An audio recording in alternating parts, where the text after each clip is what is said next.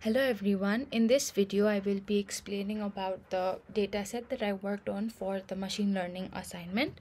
In our assignment we were supposed to select a healthcare related dataset and then work on it. मैले चाहिँ hepatitis C को detection को dataset लाई select गरेको छु भने starting up with the explanation. सबैभन्दा पहिला चाहिँ हामीले डेटासेटको CSV फाइललाई डाउनलोड गरेर यहाँ अपलोड गर्नुपर्ने हुन्छ. As you can see, I have already uploaded the file here. File upload गरिसकेपछि चाहिँ हामीले त्यसको CSV फाइललाई यहाँ कोडमा गुगल कोल्याबमा चाहिँ इम्पोर्ट गर्नुपर्ने हुन्छ युजिङ पान्डास.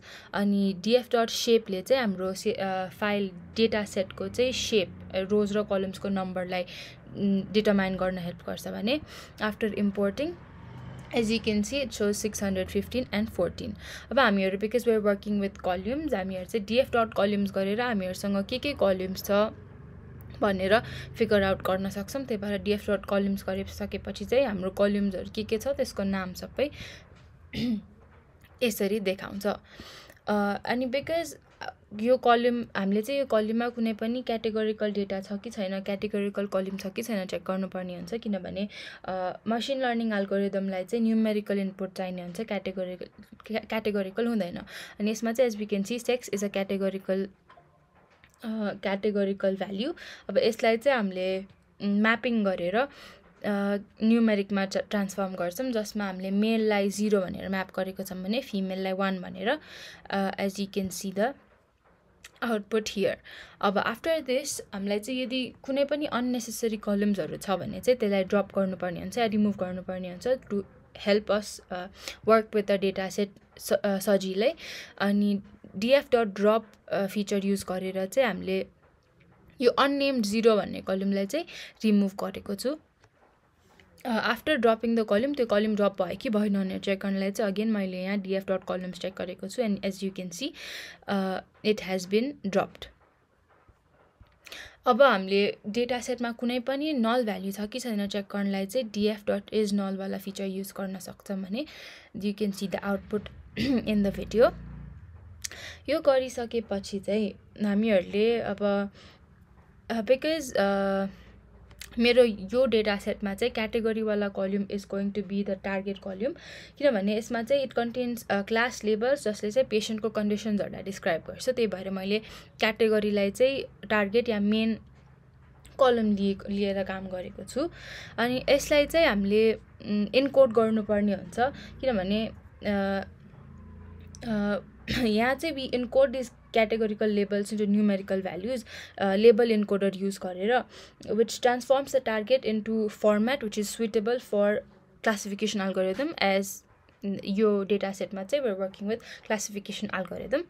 अनि यो गरिसकेपछि चाहिँ as you can see the output हामीहरुले IQR interquartile range भन्ने मेथड युज गरेर चाहिँ कुनै पनि आउटलायर्सहरु छ कि छैन डेटा सेटमा चेक गरेर डिटेक्ट गरेर रिमुभ गर्नुपर्ने हुन्छ किनभने आउटलायर्सहरुले चाहिँ मोडलको परफर्मेन्समा एकदमै इम्प्याक्ट गर्न सक्छ. त्यही भएर IQR interquartile range method use गरेर चाहिँ डिटेक्ट आउटलायर्स डिटेक्ट गरेर रिमुभ गर्नुपर्ने हुन्छ. as you can see here shape after outlier removal is 436 and 13. अब यसपछि टार्गेट काउन्टलाई डिनोट गर्ने एन्ड देन हामीले चाहिँ त्यस्तो गरिसकेपछि चाहिँ अब फिचर्स र लेबललाई छुटाउनु पर्ने हुन्छ.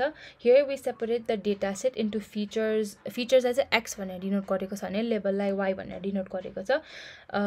स्ट्यान्डर्ड स्केलर युज गरेर यहाँ अगेन बिकज यो स्टेपले चाहिँ it normalises the features giving them a mean of 0 and standard deviation 1 जसले चाहिँ मसिन लर्निङ मोडल चाहिँ इजिली परफर्म गर्नलाई हेल्प गर्छ.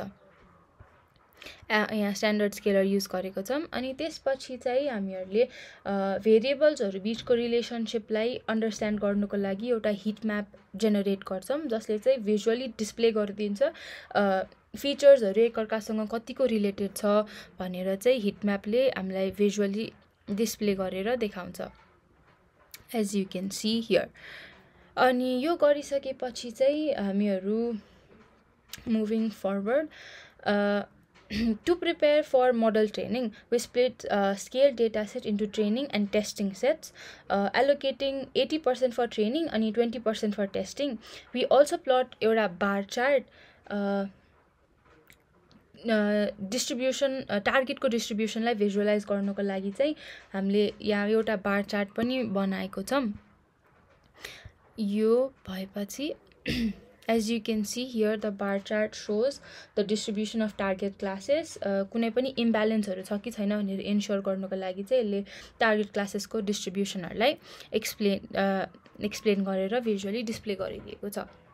अनि लास्टली हामीहरूले एक्युरेसी स्कोर, प्रेसिजन स्कोर, रिकल स्कोर, F1 स्कोर र कन्फ्युजन म्याट्रिक्स फाइन्ड गर्नको लागि चाहिँ यहाँ मैले ऱ्यान्डम फरेस्ट क्लासिफायर युज गरेको छु।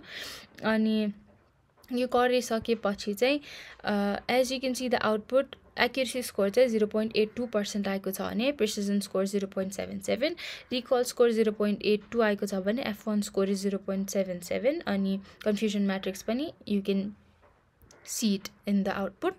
अनि हामीले यो प्रेसिजन स्कोर, एक्युरेसी स्कोर, रिकल स्कोर, F1 स्कोर र कन्फ्युजन म्याट्रिक्स फाइन्ड आउट गर्नको लागि चाहिँ लजिस्टिक रिग्रेसन पनि युज गर्न मिल्छ, KNN मेथड पनि युज गर्न मिल्छ। यहाँ चाहिँ I have used random forest classifier. So that is it for the explanation of my assignment. Thank you.